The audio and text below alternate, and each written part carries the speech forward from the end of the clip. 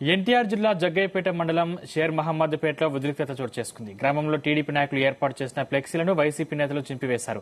ఆ సమయంలో అడ్డుకోబోయిన టీడీపీ నేతలపై దాడి చేశారు వైసీపీ నాయకులు. దీంతో న్యాయం చేయాలంటూ టీడీపీ శ్రేణులు రోడ్డుపై బైఠాయించి ఆందోళనకు దిగారు.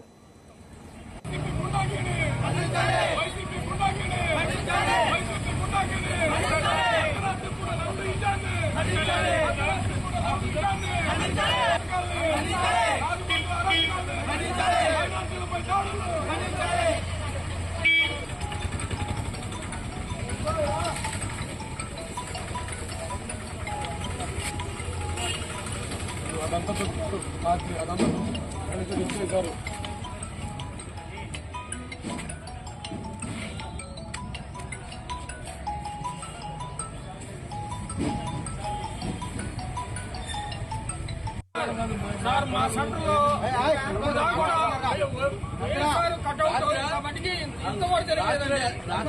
రాత్రి ఎస్ఐ గారు కూడా రోడ్డు దాటద్దు 2 సంవత్సరాలుగా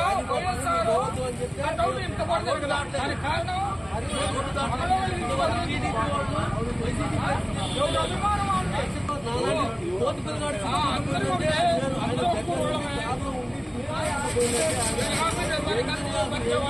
ఏం చేద్దాం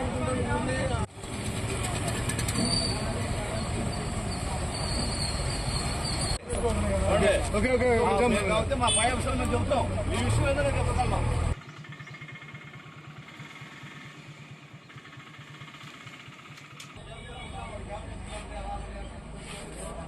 రాత్రి సుమారు 10:30 ఆ ప్రాంతంలో వాళ్ళ కార్యకర్తలు బాగా తాగుండి అరాచకంగా వాళ్ళు తిట్టుతూ బ్యానర్లు చింపుతూ ఇక్కడ ఈడే తోపు జాన్ భాష ఈడే నాయకుడిలాగా బిహేవ్ చేస్తున్నాను. మా ఇళ్ల మీద రాళ్లేసి అన్నాలని చెప్పి ఉదయభాను గారి సమక్షంలోనే మరి ఆయన గౌరవ ఎమ్మెల్యేగా ఉండు, ప్రభుత్వ ఇప్పుగా ఉండు, బాధ్యతాయుతమైనటువంటి పదవిలో ఉండు, మరి ఆయన సమక్షంలోనే 10:30-11 గంటల్లో మరి కార్యకర్తలు అరాచకాలు సృష్టించుంటే అరాచకాలను కంట్రోల్ చేసే బాధ్యత లేదా?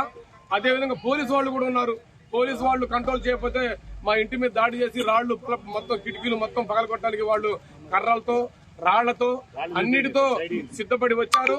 మరి ఎన్నికల ముందు ఇట్లాంటివి సరైనవి కావు.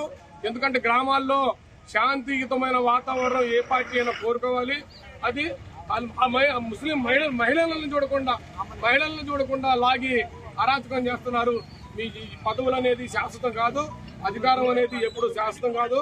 పాలన చేయాలంటే అందరినీ మంచి పద్ధతుల్లో పాలన చేయాలా, ప్రజారంజక పాలన చేయాలి. కానీ బ్యానర్లు చింపి జెండా తగలిపెట్టి రాళ్లేసి అరాచకమైన పాలన చేస్తే ప్రజలు హర్షించరు.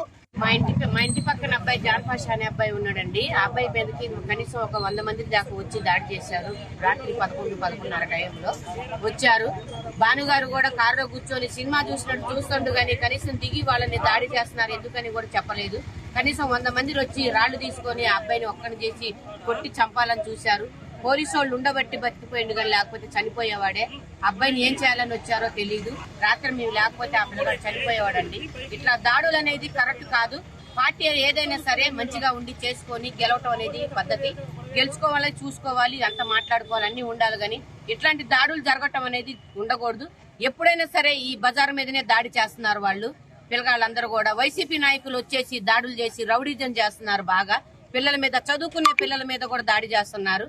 ఇట్లాంటి గొడవలు అనేది జరగకూడదు. ఊళ్ళో ప్రశాంతంగా చేసుకొని ప్రశాంతంగా గెలవాలనేది ఉండాలి. ఈ రాజకీయం అనేది ఎప్పుడు ఉండదు, ఎప్పుడు నడవదు.